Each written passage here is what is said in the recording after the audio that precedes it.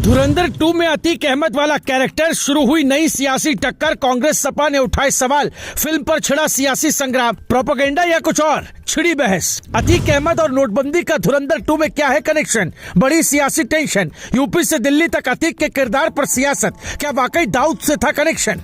धुरंधर 2 से किसको लग रहा भयंकर डर, कट गया सोशल मीडिया पर गदर, अतीक के किरदार को लेकर जताई कांग्रेस सपा ने नाराजगी, बताया ये फिल्म है प्रोपेगेंडा, जिसकी कहानी सड़कों से निकलकर सत्ता के गलियारों तक गूंजे।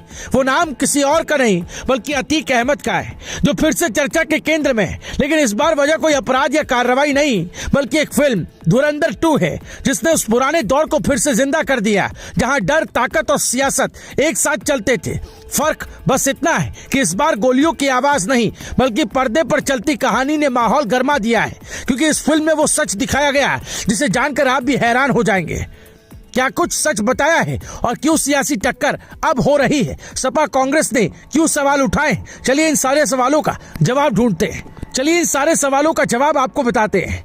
दरअसल धुरंधर 2 में अतीक अहमद से मिलते जुलते किरदार को एक नए नाम के साथ दिखाया गया, लेकिन कहानी के परते साफ तौर पर उसी दुनिया की तरफ इशारा करती है, जहां एक साधारण लड़का धीरे धीरे अपराध की दुनिया में कदम रखता है और फिर ऐसा नेटवर्क खड़ा करता है जो सिस्टम के समानांतर खड़ा नजर आता है। प्रयागराज की गलियों से शुरू हुई ये कहानी सिर्फ एक व्यक्ति की नहीं बल्कि उस दौर की कहानी बन जाती है जहां ताकत ही पहचान बन जाती है। रिपोर्ट्स की माने तो फिल्म का सबसे चौंकाने वाला पहलू ये दिखाया गया कि कैसे एक व्यक्ति जेल में रहते हुए भी अपने पूरे नेटवर्क को कंट्रोल कर सकता है, फैसले ले सकता है और अपने लोगों के जरिए जमीन, ठेके और बड़े खेल को प्रभावित कर सकता है।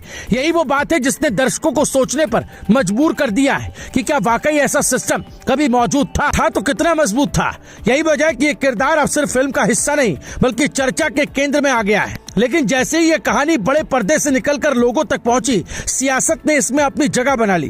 कांग्रेस और समाजवादी पार्टी के नेताओं ने इस फिल्म पर सवाल उठाते हुए इसे प्रोपेगेंडा बताया। उनका कहना है कि फिल्मों के जरिए एक खास तरह की सोच को बढ़ावा दिया जा रहा है और समाज में एक विशेष माहौल बनाने की कोशिश की जा रही है। यही वजह है कि अब ये फिल्म एक सियासी बहस का मुद्दा बन चुकी है। वहीं दूसरी तरफ सत्ता पक्ष का साफ कहना है कि हर चीज को राजनीति से जोड़ना गलत है, ये सिर्फ एक फिल्म है और उसे इसी नजर से देखा जाना चाहिए। सवाल यहीं खत्म नहीं होता, क्योंकि जब कहानी किसी असली किरदार से मिलती जुलती है तो लोग उसे सिर्फ मनोरंजन के तौर पर नहीं देखते बल्कि उसके पीछे छिपे संकेतों को समझने की कोशिश करते हैं। और यही वजह है कि इस फिल्म को लेकर बहस और भी तेज हो गई है। नोटबंदी और कथित फर्जी नोटों के नेटवर्क से जुड़े पहलुओं को भी दिखाया गया है, जिससे कहानी और ज्यादा संवेदनशील हो जाती है, क्योंकि ये सिर्फ एक व्यक्ति की कहानी नहीं बल्कि उस दौर की झलक है जहाँ नेटवर्क, ताकत और सिस्टम के बीच की दूरी बेहद कम नजर आती थी। और शायद यही वजह है कि दर्शक इसे सिर्फ फिल्म नहीं